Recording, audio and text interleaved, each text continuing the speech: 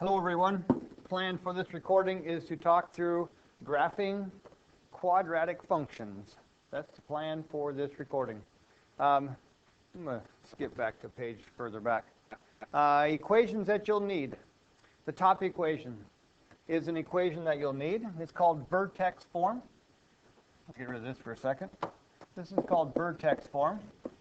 Why? Because I can look at it and see the vertex. This is called standard form. This here, kind of overlapping each other. This guy here is to find the x coordinate of my vertex.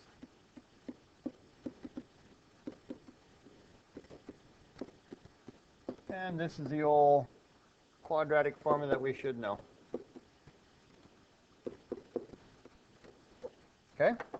And we're going to use all of those today. So if you want to hit pause and write those down, that might be helpful for this recording. Okay. Before we do vertex form, let's ease into it. So let's do a quadratic, a basic quadratic. If you've watched some of my other videos, I touched on the quadratic formula, and then I mentioned, not quadratic formula, but the quadratic equation graph. And then I mentioned that we're going to study it in much greater detail a little later. Here we are a little later. Okay, so let's, in detail, talk about y equals x squared and how we shift it left, right, up, down, flip it over, and all that good stuff. So, don't make this too hard. Y equals x squared. It's simply a relationship that tells us the relationship between y and x. Whatever x is, you square it, and that becomes y. And so if x is a negative 2, y would be 4 in my little table here. If x is negative 1, y is 1, because a negative 1 times a negative 1 is 1. 0 times 0 is 0, 1 times 1 is 1, 2 squared is a positive 4. Okay? This table is nothing fancy. I could keep going, and I hope you could very quickly. 3 squared is 9, 4 squared is 16, 5 squared is 25, and so on. Whatever x is, you square it, and that gives me y.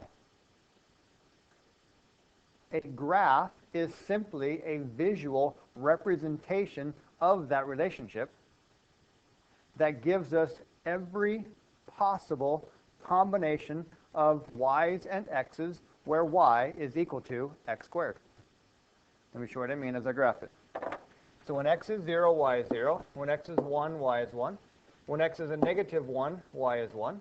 When x is 2, y is 4. When x is a negative 2, y is 4. And I've plotted the 5 points that we just made on my table. And had I used graph paper, we should have a nice symmetric set of points. Now, that is simply a plotting of those 5 points for a particular set of points where y is equal to x squared. But when I do this right here, I am simply filling in the dots for every possible combination where y is x squared. When x is equal to 0.5, y is equal to 0.25. When x is equal to 3, y is equal to 9, and so on. That's all this is. That is simply a sketch or a graph of every possible combination, thus the arrows at the end of each of those. That pattern continues forever. Okay? All right. That's graphing. A lot of people do not like graphing, and sometimes I think it's because we aren't sure what a graph is. A visual representation of the pairs that make my equation true. Okay, so now let's go back to this thing here. This equation here is a little more involved than what I just showed you. So let's start. I'm going to go to a nice website I like. It's called desmos.com, and it shows me a graph of y equals x squared. Notice on the left-hand side we have these sliders. There's my vertex form up there at the top, where my sliders say a is 1, h is 0, and k is 0.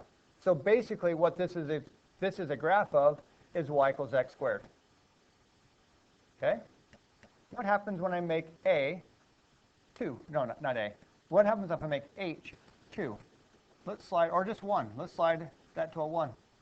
Notice, where'd my graph go? My graph went to the right 1. So what I just graphed was y equals is 1, so x minus 1 squared. That moved my graph to the right 1. Notice what h and k stand for. hk is the vertex of my parabola. The vertex is either the max, if it's upside down, or the min, if it's right side up. Let's change. Let's make k1. Notice what happens when I move my slider over and try to get it to 1. Notice the k now is a positive 1. So that is my new equation. And my vertex, looking at my equation, is 1, 1, which does match my graph's vertex of 1, 1. Let's change the h to a 2. Notice how me increasing that makes it go to the right. It increased, sorry, drop my pen. This increased up to a 2, and this went to a 2. And it moved my graph over to 2, 1. What if I go negative? It's going to get into my writing, but that's all right. Let's make h go to a negative 2. Now what's inside? Well, now this is 8x plus 2. Why is it plus? If k is a negative 2, why, let me write that easier so you can see it. If this is a negative 2, 1, why is it x plus 2 inside there? Because h is a negative 1, and x minus a minus 1 is x plus 1. Or sorry, or 2. Either way. Okay? So really, if there's a plus inside, it's actually minus. And if there's a minus inside, my vertex is actually a plus. So for the x, it does opposite of what it says. If it's x plus 2, my vertex is a negative 2. But on the outside, the y value for my vertex is just the same. If it says plus 1, it really is plus 1. Let me slide that k. If it says minus 2, it really is minus 2. If it says minus, notice as I go negative, it just keeps dropping down. Okay? As I go positive, it comes right back up. So on the outside, it affects the y's, and it's exactly what it says. All right. I like practice. So, your turn. After you see the equation, hit pause and see if you can sketch a quick graph.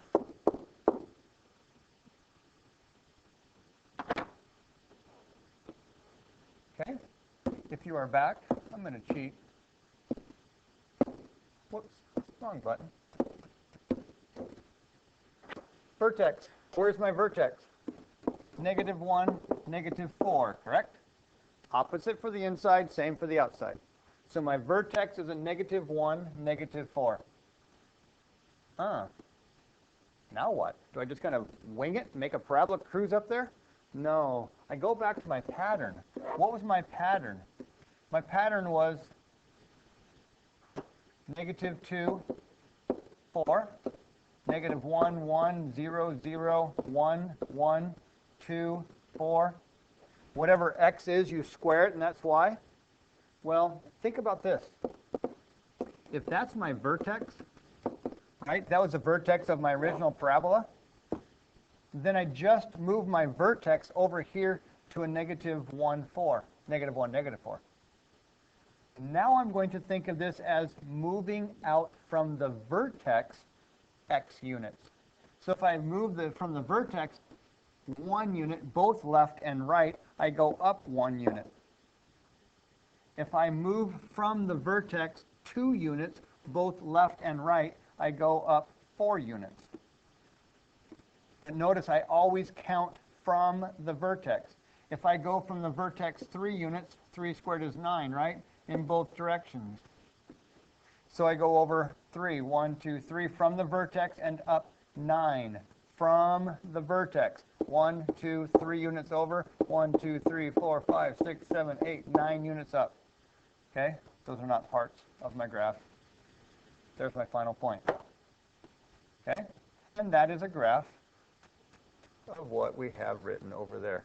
And just try to make it smooth. Where was my 1, 1? Oh, there it is right there. I erased it. All right, there we go. Okay? Hopefully that went well. Let's go back to our fancy little program here. All right, so we now know what the vertex does, how we move it left and right. Let's take this thing back. Let's make h back to 0. Let's make k back to 0. And let's change our a. Watch the parabola as I change a from 1 to 2. What did it do? What did the parabola do when I went to 2? Or when I go to 3?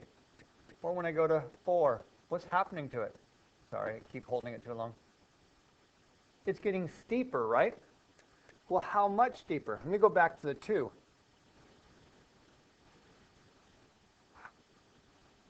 Sorry. I'm on my smartboard too, and it doesn't like it. All right. So when a is 2, normally, when I say normally, I mean my parent function, it was 0, 0, 1, 1, 2, 4, and so on, right? Now look what it is. It's over 1 and up 2. It's over 2 and up 1, 2, 3, 4, 5, 6, 7, 8. Over 1 and up 2, over 2 and up 8. It is simply doubling my y values. What if I make that a 3? What would it do? It would triple my y values, right? If that's a 3, it makes them 3 times steeper. So now I go over 1 and not up 2, but now I go up 3 units, and over 2 and up a lot, 12 units, way off my graph. Okay, so what happens if I do this? Let's make a, I'm cheating now, using my keyboard. Let's make a negative 1. Oh, what'd that do? If I make a negative 1, it flipped it over.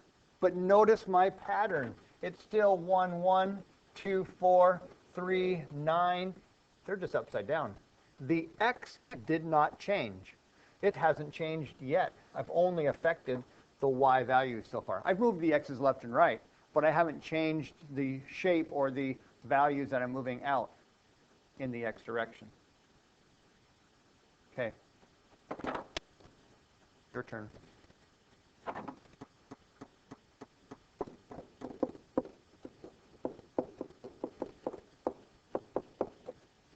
Sketch your graph. Hit pause, sketch your graph. Come back when you think you got it. If you're not sure, hit pause, make your best attempt. You got to practice. Okay.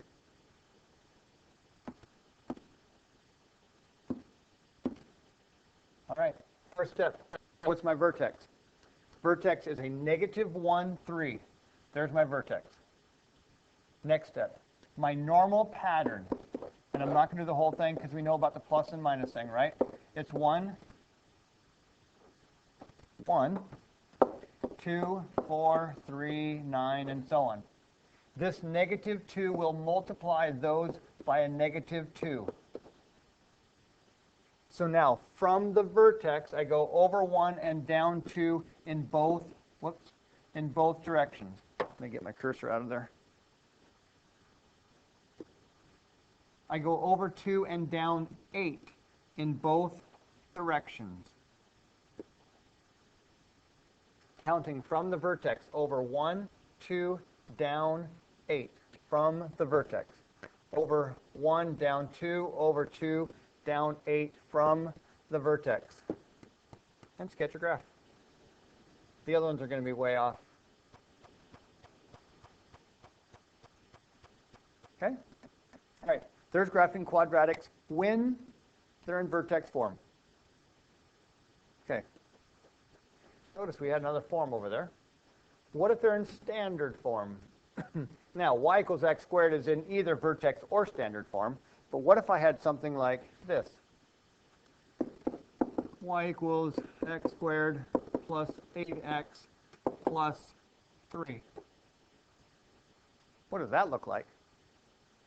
Well, I can't look at that and see my vertex anymore. It's not in parentheses squared and so on. It's different. It's in standard form. So remember what I said back on this x equals negative b over 2a thing. It tells me the x coordinate of my vertex. If I know the vertex, remember how we graphed the other ones? Once we know the vertex and we know the pattern, the shape of it, we can simply plot points from there. So, let me just spell correctly also, standard form. So, back to our problem. My vertex x coordinate is x equals negative b over 2a. There is a, there is b, there is c. So my x equals negative 8 over 2 times 1. My x coordinate is a negative 4. What's the y coordinate? Well, I have y equals negative 4 in parentheses squared plus 8 times a negative 4 plus 3. Why did I say in parentheses? Because negative 4 squared does not equal a negative 4 squared. Be careful on that. Negative 4 in parentheses squared gives me 16. 8 times 4 is 32. Plus 3 gives me 19 minus 32 is a negative 13. My x coordinate of the vertex is a negative 13. Okay? That wasn't very nice to me. That was kind of, oh, sorry, the y coordinate, much better. X coordinate is negative 4. Y coordinate is negative 13. Sorry, I got confused for a second. So I'm just going to draw that in. X equals a negative 4. Y equals a negative 13. 1, 2, 3, 4, 5, 6, 7, 8, 9, 10, 11, 12, 13. X coordinate, Y coordinate of my vertex. Now, back on vertex form, this thing here told me the shape. If it was a 1, it's basic quadratic formula. Not formula, but basic quadratic shape. Over 1, up 1, over 2, up 4, over 3, up 9. And if it was a 2, I doubled the y values. Well, this A happens to have the exact same effect as the other A. So if this is a 1, like it is right now, it's my basic quadratic equation, 1, 1, 2, 4, 3, 9, whatever x is, you square it, and that gives me y. Okay, so that's my basic pattern from the vertex. And remember, my vertex is sitting here at 0, 0. So from the vertex, I go over 1 and up 1 in both directions. Graph paper would be nice, but you're going to get the idea. Over 2 and up 4. 1, 2, 3, 4. I'll be up here at negative 9. This is a negative 4. Sorry, I've got a horrible habit going here. Should label all my points. And if I go over 3, I go up 9. So we should be up here at negative 4, right? And over here at negative 4. And there is this graph of that parabola in standard form. Your turn.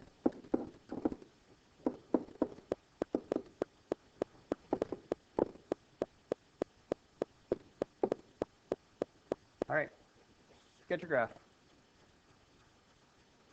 Hit pause, come back. All right, x equals negative b over 2a. So x equals negative 2 over 2 times 1, which is negative 1. Y then equals a negative 1 squared minus 2 minus 4. Negative 1 squared is a positive 1. And that gives me a negative 5.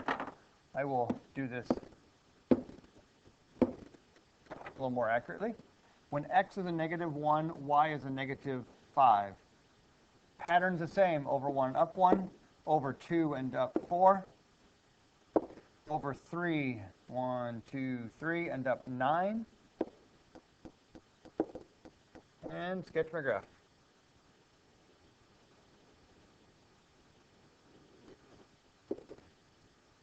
Okay. All right. Try another one. Let's put something in front. What do you think that 2 does to my graph? Let me change that. Keep them whole numbers to start here.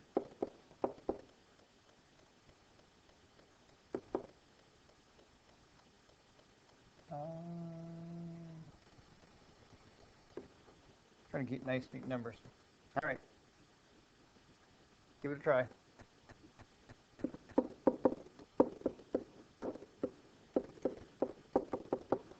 So my b, or my x coordinate of my vertex is negative 12 all over 2 times 2, which is 4, and I get negative 3.